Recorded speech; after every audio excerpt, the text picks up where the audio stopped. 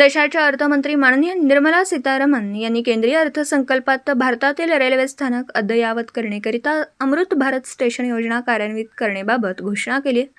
Amrit Bharat station योजना ही अलीकडेच सुरू करण्यात आलेली योजना संपूर्ण भारतीय रेल्वे प्रणालीमध्ये रेल्वे स्थानके वाढवणं आणि त्यांचे आधुनिकीकरण करणं हा उद्देश घेऊन कार्यान्वित करण्यात येणार आहे.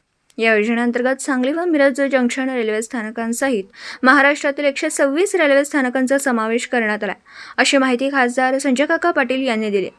खासदार संजय काका पाटील यांनी दिल्या माहितीनुसार या योजनेचा सध्या भारतीय रेल्वे प्रणालीतील एकूण 1275 स्थानकांचे अपग्रेड आणि आधुनिकीकरण करण्याचा मानस आहे.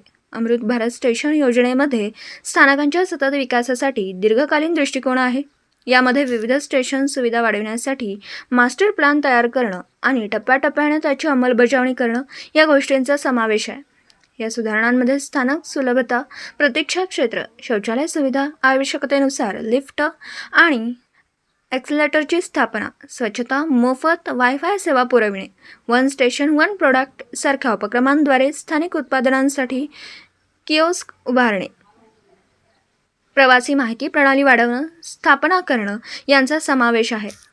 एक्झिक्युटिव्ह लाऊंज, बिझनेस मीटिंगसाठी जागा निश्चित करणं, लँडस्केपिंगचा समावेश करणं आणि प्रत्येक स्टेशनच्या अनन्य आवश्यकता पूर्ण करणं.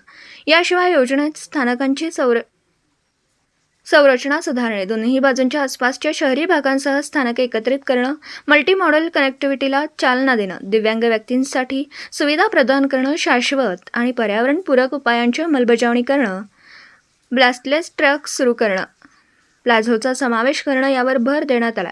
जेव्हा आवश्यक असेल तेव्हा आणि सुधारणांची व्यवहार्यता आणि टप्प्याटप्प्याचा विचार करून या स्थानकांचं दीर्घकालीन शहरी केंद्रांमध्ये रूपांतर करणं हे अंतिम ध्येय आहे.